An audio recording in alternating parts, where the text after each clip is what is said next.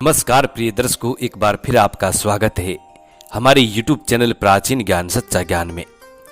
प्रिय दर्शकों, आज फिर नया वीडियो नई जानकारी लेकर हम हाजिर हुए हैं।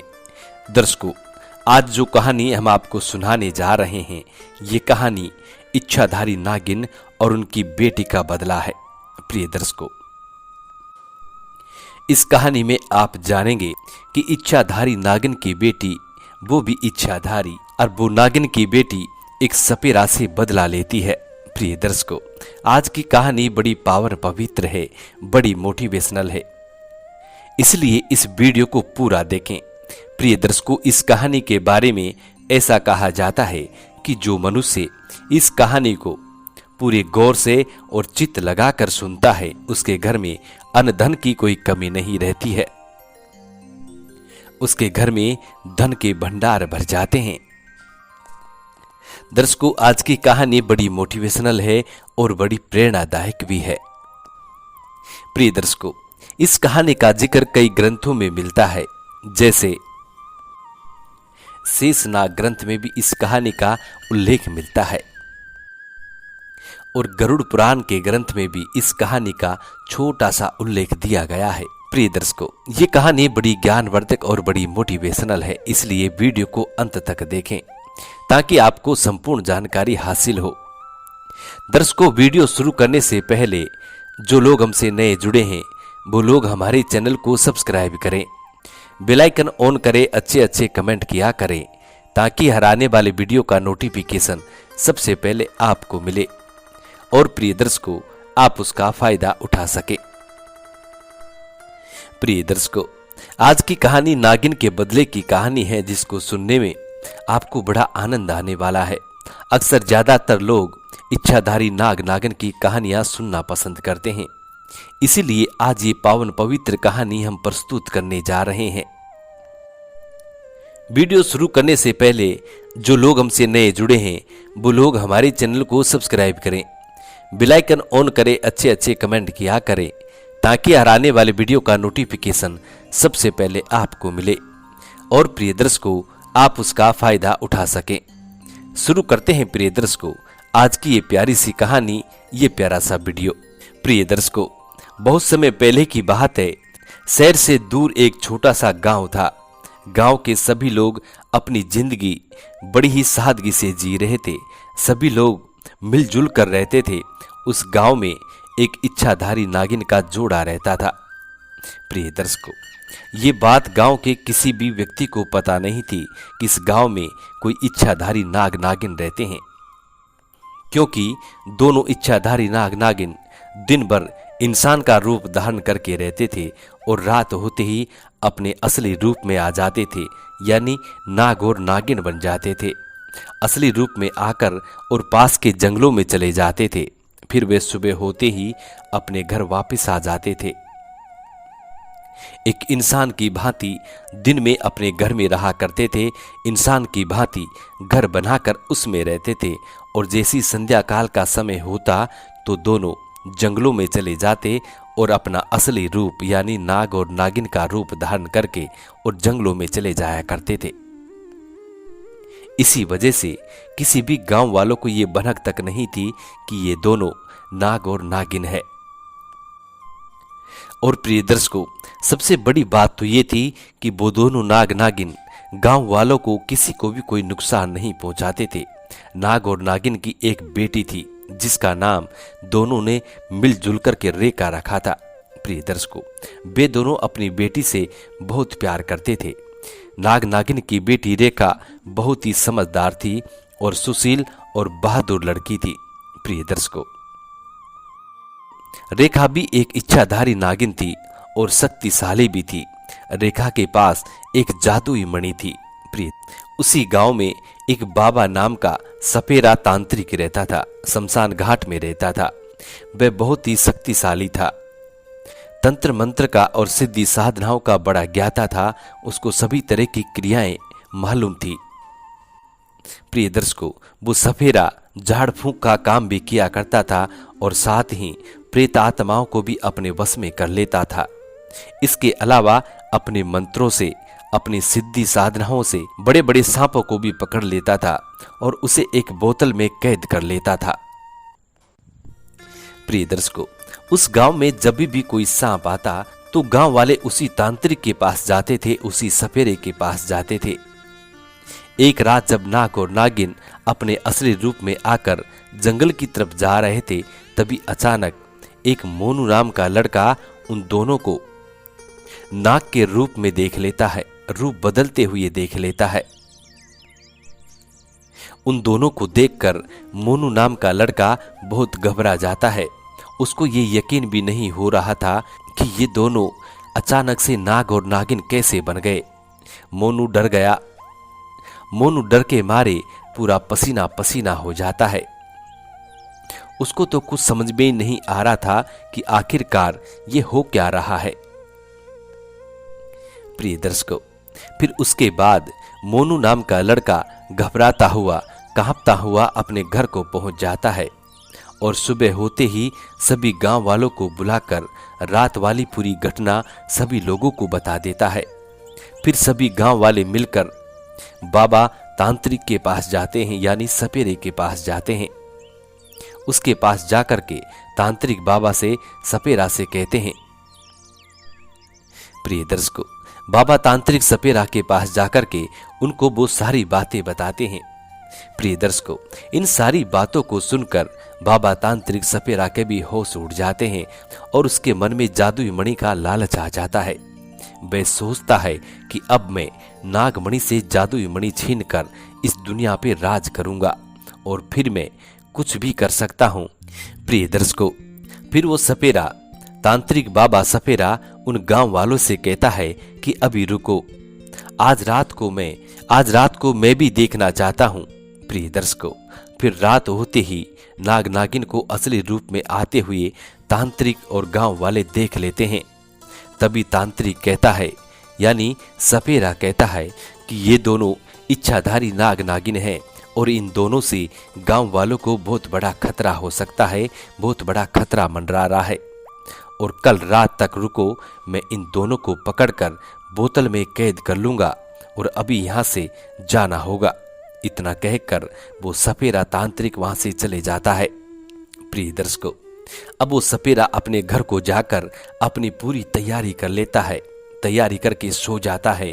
प्रिय दर्शकों, तब सुबह होते ही वो सपेरा तांत्रिक अपने जादू टोना से तैयार रहता है और रात होने का इंतजार करता है। प्रिय दर्शकों, फिर रात होते ही वो सपेरा जंगल को जाता है और कुछ समय बाद जब नाग और नागिन वहां आते हैं तो उस सपेरे की नजर उन दोनों नाग और नागिन पर पड़ जाती है।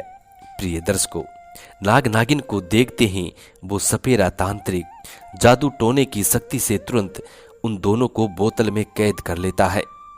दोनों नाग नागिन को बोतल में कैद करके और अपनी कुटिया में यानी शमशान घाट को चले जाता है और उसे जादुई मणि मांगता है, लेकिन वे दोनों कुछ भी नहीं बताते हैं। प्रिय दर्शकों, फिर वो सपेरा दोनों नाग और नागिन को जख्मी कर देता है। प्रिय दर्शकों, सुबह होते ही जब रेखा सोकर उठी, यानी नाग नागिन की बच्ची रेखा जब सोकर उठी तो उसको उसके माता पिता कहीं दिखाई नहीं देते हैं। फिर वे इधर उधर ढूंढने लगती है। जब गांव वालों से पूछती है तो गांव वालों को सब कुछ पता रहने के बावजूद भी कुछ नहीं बताते हैं। सभी गांव वाले इच्छाधारी नाग नागिन की पुत्री रेखा से मना कर देते हैं, कहते हैं कि हमने तुम्हारी माता पिता को कहीं नहीं देखा है। प्रिय दर्शकों, जब सभी गांव वाले रेखा से मना कर देते हैं तो फिर रेखा अपनी जादुई मणि से अपने माता पिता का पता लगा लेती है और देखती है कि उसके माता पिता किसके पास है और सोचती है कि मेरे माता पिता इस तांत्रिक सपेरे के पास है और ये सपेरा बहुत बड़ा तांत्रिक है और बहुत बड़ा शक्तिशाली, बहुत बड़ा खतरनाक है। इस दुष्ट के कैद से अपने माता पिता को आखिरकार मैं कैसे बचाऊं। प्रिय दर्शकों, फिर रेखा एक उपाय सोचती है और अपनी सभी शक्तियों को इकट्ठा करती है और फिर रात होते ही उस सपेरे के पास चली जाती है और बोलती है, अरे तांत्रिक, मेरे माता पिता को छोड़ दे, नहीं तो तू बहुत पछताएगा। प्रिय दर्शकों, इच्छाधारी नाग नागिन की पुत्री की यानी रेखा की इतनी बात सुनने के बाद वो सपेरा बोलता है और कहता है कि मुझे लोग बाबा तांत्रिक कहकर पुकारते हैं और मैं बहुत शक्तिशाली हूँ, मेरा कोई कुछ नहीं कर सकता। प्रिय दर्शकों, फिर तांत्रिक अपने जादू टोने की शक्ति से रेखा पर प्रहार करता है और रेखा वहीं पर गिर जाती है। प्रिय दर्शकों, रेखा फिर से दोबारा खड़ी होती है और अपनी सभी शक्तियों को इकट्ठा करके तांत्रिक पर यानी सपेरे पर प्रहार करती है। एक ही झटके में सपेरा वहीं पर गिर जाता है और बुरी तरह जख्मी हो जाता है। इच्छाधारी नाग नागिन की पुत्री रेखा उस तांत्रिक की, उस सपेरे की सारी शक्तियों को नष्ट कर देती है। प्रिय दर्शकों, फिर अपनी जादुई मणि से अपने माता पिता को उस बोतल से आजाद करवाती है और गांव छोड़कर किसी दूसरे जंगल में चले जाते हैं और वहां जाकर अपना जीवन गुजर बसर करते हैं। ईश्वर की भक्ति में अपना मन को लगा लेते हैं। प्रिय दर्शकों, नाग नागिन और उनकी पुत्री रेखा अब ईश्वर की भक्ति करते हैं, रात दिन ओम नमः शिवाय का जाप करते हैं। प्रिय दर्शकों, जब उनकी भक्ति से देवादिदेव महादेव प्रसन्न होते हैं और अंत में जब महादेव तीनों माँ बेटों को दर्शन देते हैं और महादेव कहते हैं कि जो तुम्हारी इच्छा हो सो मांग सकते हो। प्रिय दर्शकों, तब तीनों माँ बेटे महादेव से मांगते हैं, कहते हैं। सबसे पहले इच्छाधारी नाग कहता है कि प्रभु मुझे ऐसा वर दे दीजिए जिसके कारण मुझे संसार के सभी लोग याद करें और हमेशा मुझे देखते रहें, मुझे निहारते रहें। प्रिय दर्शकों, उसके बाद महादेव उनको ये वरदान देता है कि तुम इसी वक्त पत्थर के हो जाओ ताकि लोग तुम्हारे इसी रूप में दर्शन पा सके। तो प्रिय दर्शकों, अब वो नाग पत्थर का हो जाता है। उसके बाद अब नागिन का नंबर आता है। नागिन से महादेव कहते हैं कि अब तुम भी जो मांगना चाहती हो सो मांग सकती हो। प्रिय दर्शकों, तब वो इच्छाधारी नागिन भी महादेव से कहती है कि प्रभु मुझे भी ऐसा ही वर दे दीजिए ताकि संसार मेरे गुणगान करे और मैं लोगों की पीड़ा हर सकूं। कुछ ऐसा वरदान मुझे दीजिए ताकि मैं भी थोड़ा बहुत जन कल्याण का काम कर सकूं। प्रिय दर्शकों, उसके बाद देवादिदेव महादेव उस इच्छाधारी नागिन को वरदान देते हैं और कहते हैं कि मैं तुम्हें ये वरदान देता हूं कि तुम इसी वक्त अमृत सरोवर बन जाओ। तो प्रिय दर्शकों, वो इच्छाधारी नागिन अमृत सरोवर बन जाती है और साथ में महादेव ये भी वरदान देते हैं कि तुम्हारे इस अमृत सरोवर में जो भी मनुष्य, जो भी दुखी जीव आकर के तुम्हारे अमृत सरोवर से यदि एक चुल्लू पानी भी अपने घर को ले जाता है और अपने मुख में रख लेता है तो उस व्यक्ति के जन्म जन्मांतर के पाप दोष नष्ट हो जाएंगे। प्रिय दर्शकों, अब अंत में नागिन की बेटी रेखा का नंबर आता है। तब महादेव नागिन की बेटी रेखा से कहते हैं कि पुत्री अब तुम्हारा नंबर है, तुम भी जो चाहो मांग सकती हो। प्रिय दर्शकों, अब रेखा भी महादेव से मांगती है और कहती है कि प्रभु मुझे भी ऐसा वर दीजिए ताकि लोग मुझे भी याद कर सकें, मेरे माता पिता की भांति लोग मेरे भी दर्शन कर सकें और मुझे भी याद कर सकें और मैं भी ज्यादा नहीं तो थोड़ा बहुत जल कल्याण का कार्य कर सकूं। प्रिय दर्शकों, तब महादेव रेखा को वरदान देते हैं और कहते हैं कि मैं तुम्हें ये वरदान देता हूं, तुम इसी वक्त कुंड बन जाओगी। तो प्रिय दर्शकों, नागिन की पुत्री रेखा वहीं पे कुंड बन जाती है। उस कुंड में यदि आज भी दूध की धार डाली जाए तो प्रिय दर्शकों, जैसे ही दूध की धार उसके अंदर डाली जाती है तो धीरे धीरे उसके पानी में उफान आना शुरू होता है। प्रिय दर्शकों, इच्छाधारी नागिन की पुत्री रेखा का कुंड छत्तीसगढ़ में आज भी मौजूद है। प्रिय दर्शकों, इच्छाधारी नागिन की पुत्री रेखा का कुंड के यदि कोई बंदा दर्शन पाता है और उस कुंड में यदि दूध की धार चढ़ाता है तो प्रिय दर्शकों, उस व्यक्ति की सर्व मनोकामना पूरी होती है। उसकी गरीबी दूर दूर तक नहीं रहती, उस व्यक्ति का जीवन बड़ा सुखमयी हो जाता है। प्रिय दर्शकों, ये कहानियाँ समाप्त होती है। हम ये ऐसी आशा करते हैं कि आज की ये कहानी आप लोगों को बेहद पसंद आई होगी और इस कहानी से आप ढेर सारे लाभ उठाएंगे। मिलते हैं प्रिय दर्शकों आने वाले नेक्स्ट वीडियो में। तब तक अपना ख्याल रखें। जी नमस्कार, धन्यवाद।